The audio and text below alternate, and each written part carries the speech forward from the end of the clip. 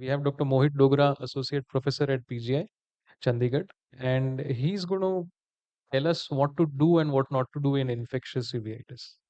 Thank you, Samyak. Thank you, Dr. Murekar and Ajanta Pharma for the opportunity. Samyak and I go way back. We spent 6 years together in PGI training.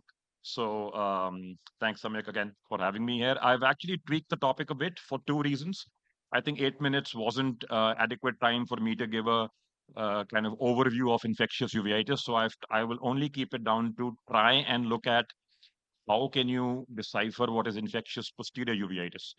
And so Mahendra and Dr. Amitabh are tough acts to follow. My take on this talk will be a bit different. It'll be just a couple of slides, more cases. I'll try and hopefully engage the audience if time permits, and let's see if we can try and arrive at 2 or 3 points at least that one should be able to take home from this. So why do you want to identify whether this is infectious posterior uveitis or not to try and avoid stuff like this? Samendra, I'm going to start with the slide that Samendra actually showed. So, someone my mental ability, which is not saying much, actually, persisted thinking that this was non-infectious uveitis. And this patient who had a small choroiditis was actually bombarded with all kinds of steroids, had a Ozurdex implant in the eye, as you can see, and now, actually eventually ended up losing the eye.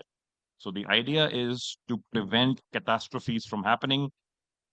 This is again similar. This was actually someone from up north. Looked at that, thought that this was inflammatory disc edema, gave posterior subtenon Kenacort because the patient was a known case of a systemic autoimmune disease, which was pemphigus vulgaris. That's what the patient got. Now, at the get-go, you can say this is not optic disc granuloma, or this is, whatever it is. If you cannot quantify or if you cannot explain it in words, please do not give steroids. I think if you sit on it for some time or pass it on to somebody else, if it's a hot potato, you'll do a better service to the patient. And this patient actually had mixed infection, HSV, CMV. And, idea of these two cases is to tell you why you need to know about infectious posterior uveitis to prevent and to avoid catastrophes. So you want to do two things. And this is if you have a degree in MBBS and you have a degree in MS ophthalmology or a DNB or a DO, I think history taking and a slit lamp examination is something everyone must do. And certain clues in clinical history, and these are questions that must be asked. Systemic illness, any hospitalization, any invasive procedure done of any kind, any history of IV infusion, and I'm not saying like infusion like a blood transfusion. You could lots of times people they might get dehydration, diarrhea, whatever. They will people quacks all over the country. Even doctors in general will say कि कमजोरी हो रही है तो एक drip लगवा लो. So that is important because those things are predisposing to getting infections in the eye. Drug exposure, history of fever, they can be genital oral ulcers, typically rashes on palms and soles. If any kind of history of immunosuppression, which is systemic or local, history of high risk sexual behavior, contact with cats, history of ocular surgery, recent or in the past, anything. These have to be specifically looked at. You have any of these, your index of suspicion needs to be a bit up. And why?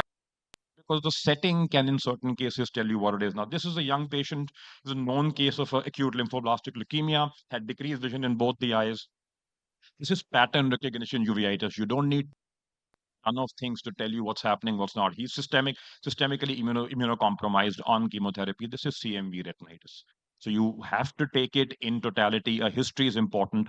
Similarly, now this patient was actually referred has a subretinal bleed. It's not very well seen there. Has a yellow lesion. Someone saw this patient had and said that this is PCV and actually referred for submacular hemorrhage management. This patient had chronic hepatitis C induced compensated liver cirrhosis, was actually walked into the clinic with a urinary catheter and a bag with UTI. So this is infections. You can see on OCT that there are certain posterior vitreous cells. This is endogenous endophthalmitis. So the clinical setting is important. The history is important. You must ask. So IV infusion, any kind of these things. If you don't ask, most people will not tell you.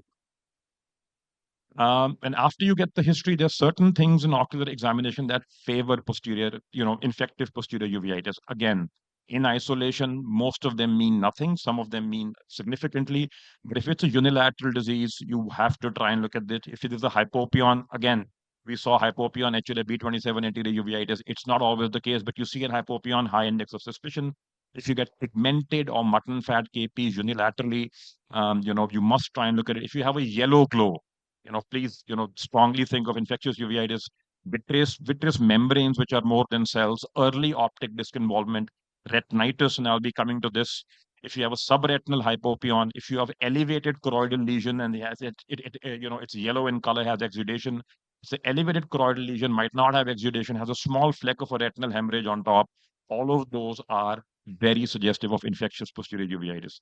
So if you have a patient in which the media is clear, you can take a look at the retina. And if you don't have an OCT, please do not practice posterior uveitis, refer the patient. Please, I will repeat, do not practice uveitis Bayesian.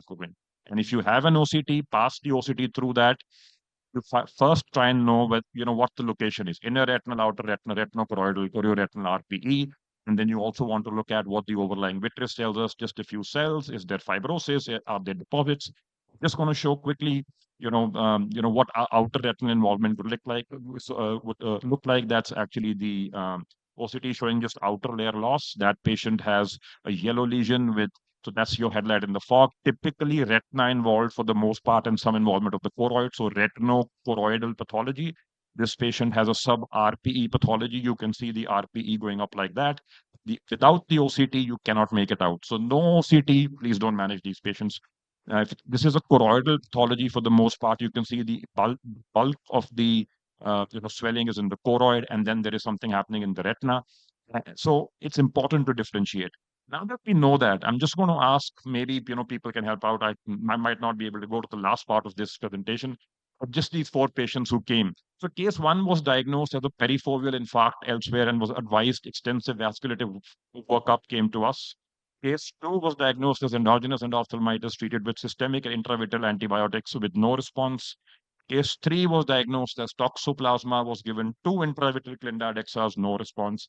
And case 4 was, again, someone as bright as me, said white dot syndrome hai ji, hum bhej rahe. So anybody, what do you think case 1 is? Anybody wants to just take 1, 2, 3, 4? Can you pass on the mics in the audience? We have time for this discussion. Yeah, Please. I'll take 1 more minute then maybe. If not, then I can go forward, because we'll go back to what we wanted to look at. This is a clear media.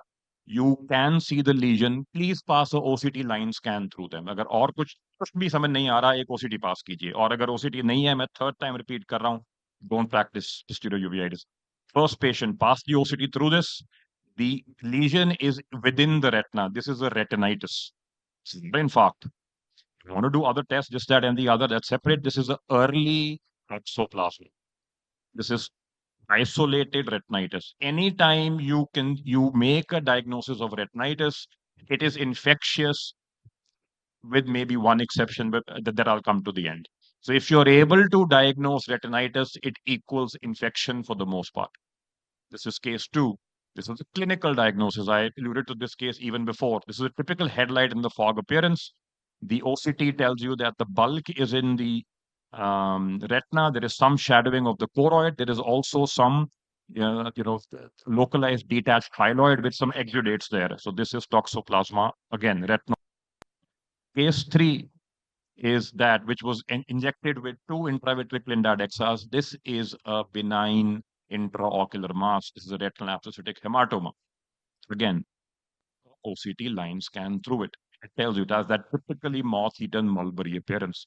Case 4 is again toxoplasma. It's a different kind. It doesn't look like the first toxoplasma. It doesn't look like the second toxoplasma, because it has different areas of involvement. This is port. You can get outer retina involvement with this. The idea is not what it is, what it's not. If you pass an OCT, you will know where it is. If it's in the retina, inner, outer, full thickness, majorly retina and some in the choroid, it is infectious for the most part. And I'm just going to end just one caveat. This is my last slide. So if you have yellow colored choroidal lesions, and how we can make out choroidal is, of course, on top past the OCT, they are generally non-infectious caveats. If they are elevated choroidal granulomas with either exudation or overlying hemorrhages or outer retinal involvement, they are suggestive of TB. But if they are and if they are flat or elevated lesions and they are seen in the elderly and there is RPE involvement, should consider and try and look at a masquerade, which is vitreoretinal lymphoma. If there are yellow lesions and you can make them out to be that they are in the retina, they are retinitis, you pass a line scan, they are infective. The exception being Behçet's disease, because that will have multifocal retinitis. You will very seldom be able to pass a OCT line scan through the retinitis lesions in Behçet's because it is not a retinitis, it's a systemic vasculitis. So there'll be a lot of inflammation in the eye. And if there is multifocal retinitis, it looks like, Behçet's, and there are lots of things happening, but the eye is particularly quiet. Please search for either local or systemic immunosuppression because the body is not in response. Thank you. Thank you, Mohit. Thank you for coming and doing full justice to infectious retinitis or infectious uveitis. None of us would have been able to do a better job. Thank you so much. Now, Mohit, being at a tertiary care institute, sees a lot of patients, all sort of patients. I want to come across to Devendra, Dr. Devendra. He's at Lakshmi Eye Institute, do a lot of community work and has the ear to the ground. So, what are your most challenges, when you see patients with infectious retinitis? If you could share up with us. Sure. I think bigger challenges in a community setup would be cost of investigations, because in many cases of infectious uveitis, even as we discussed, I think it's a very important point that HRCT is much preferable compared to a chest X-ray. Advising even the HRCT is sometimes a challenge. So it's probably the cost of investigations. At the same time, I couldn't agree more with Dr. Dogra about the history taking, about, the setting that the patient presents with. We, 4 years ago, we published a series of endogenous fungal endophthalmitis in the setting of COVID, because these were patients who were admitted, had steroid therapy, intravenous therapy, and a lot of them developed, as we subsequently came, fungal endogenous endophthalmitis. So that is another, situational um, uh, point that we can take home. So these are probably differences that we can see in geographies and in the different practice patterns.